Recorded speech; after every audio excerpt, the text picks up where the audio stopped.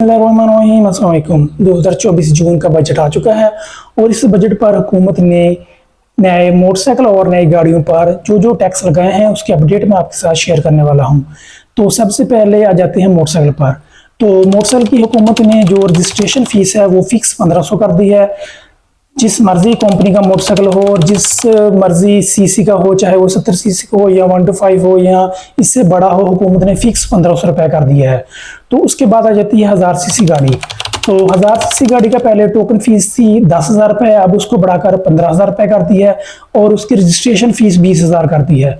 तो जो टोकन के अलावा वाले से जो नई अपडेट आई है, पहले टोकन होता था लाइफ टाइम, तो अब जो आदमी ने नई गाड़ी ली है उसके लिए टोकन होगा लाइफ टाइम। अगर वो 10 साल के अंदर अंदर सेल करेगा तो उसका टोकन फिर लाइफ टाइम नहीं रहेगा। अगर उसके नाम गाड़ी है, चाहे वो सारी उम्र चलाएगा, तो उसका टोकन लाइफ टाइम होगा 1000 सीसी का।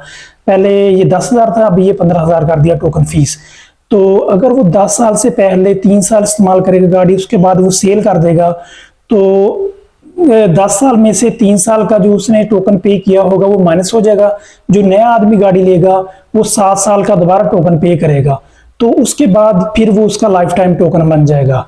तो पहले ऐसा नहीं होता था, पहले आप 1000 सीसी गाड़ी चाहे 1 माह बाद, 1 साल बाद सेल करेंगे तो उसका टोकन लाइफ टाइम ही रहता था। उसके बाद जो 1000 सीसी से ऊपर जितनी गाड़ियां थी, 2000 सीसी से ऊपर या 1000 सीसी से ऊपर, जो उसका टोकन टैक्स था वो उसके इंजन के सीसी के हिसाब से था। तो अगर कोई एक आदमी अगर 6 साल या 10 साल पुरानी गाड़ी लेता है तो उसका जो जितना टोकन उसका बनता था, तो वो अगर एक आदमी 10 साल पुरानी गाड़ी ले, उसका टोकन बनता था अगर 18,000 रुपया 2000 सीसी के रेंज में, तो एक आदमी जो नई गाड़ी लेता है 2000 सीसी का, उसका टोकन भी सेम उतना ही बनता था।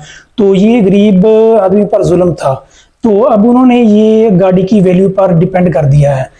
अगर 2000 सीसी से ऊपर आपने जो भी गाड़ी लेनी है उसकी वैल्यू के हिसाब से उसका टोकन टैक्स होगा। तो अगर उसकी गाड़ी की वैल्यू 50 लाख होगी तो उसको मल्टीप्लाई करेंगे 0.2% के साथ, तो जिसकी उसकी वैल्यू हुई उसका 2% के हिसाब से आपको टैक्स देना पड़ेगा। तो अगर आपकी 2000 सीसी से ऊपर हुई तो उसकी वैल्यू का 3% के हिसाब से। तो अगर एक गाड़ी की वैल्यू 50 लाख हुई तो उसका 0.2 जितना बनता है वो आपको उतना टोकन पे करना पड़ेगा। इसका फायदा ये हुआ, जो आदमी एक अगर 45 लाख की गाड़ी लेता है तो उसको टोकन उसकी वैल्यू के हिसाब से पड़ेगा। तो एक आदमी अगर वो 1.5 करोड़ की गाड़ी लेता है तो उसका टोकन उसकी वैल्यू के हिसाब से पड़ेगा। पहले होता था 2000 सीसी से ऊपर जितनी गाड़ियां होती थी उसका टोकन भी फिक्स होता था 20,000, 25 या 30। तो जो 50 लाख वाली गाड़ी उसका भी टोकन उतना होता था। जो हाइब्रिड गाड़ियां वगैरह आती है 2000 सीसी के अंदर अंदर, रेंज रोवर इलेक्ट्रिक, तो उसका टोकन भी उतना ही होता था। तो ये एक गरीब आदमी के साथ ज्यादती थी, लेकिन अब ये उन्होंने ये फर्क बिल्कुल खत्म कर दिया है। अब आपने गाड़ी लेनी है, उसकी जितनी वैल्यू होगी उसी हिसाब से आपका टोकन पड़ेगा।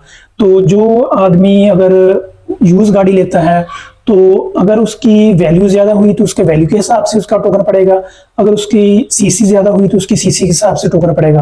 बाद का कोई आदमी 3 या 4 मॉडल करोला लेता है तो उसकी वैल्यू तो 10 लाख हुई तो उसका टोकन उसका कम पड़ेगा, फिर वो उसके सीसी के हिसाब से टोकन आपसे वसूल करेंगे। अगर उसकी वो मौके पर देखेंगे अगर उसकी वैल्यू ज्यादा है या सीसी ज्यादा है। अगर आपने कोई पुरानी गाड़ी ली, बहुत ज्यादा पुरानी है, 2000 मॉडल है गाड़ी, अगर उसकी वैल्यू तो हर 10 लाख होगी या 12 लाख होगी, तो फिर वो आपसे उसके सीसी के हिसाब से टोकन टैक्स वसूल करेंगे। तो अगर उसकी वैल्यू ज्यादा हुई तो फिर वो आपको वैल्यू के हिसाब से टोकन टैक्स वसूल करेंगे। ये बजट की नई अपडेट थी गाड़ियों के हवाले से जो मैंने आपके साथ शेयर की है। अगर आपको अच्छी लगी तो लाइक कीजिएगा, शेयर कीजिएगा, हमारा बहुत सारा ख्याल रखिएगा। अल्लाह हाफिज।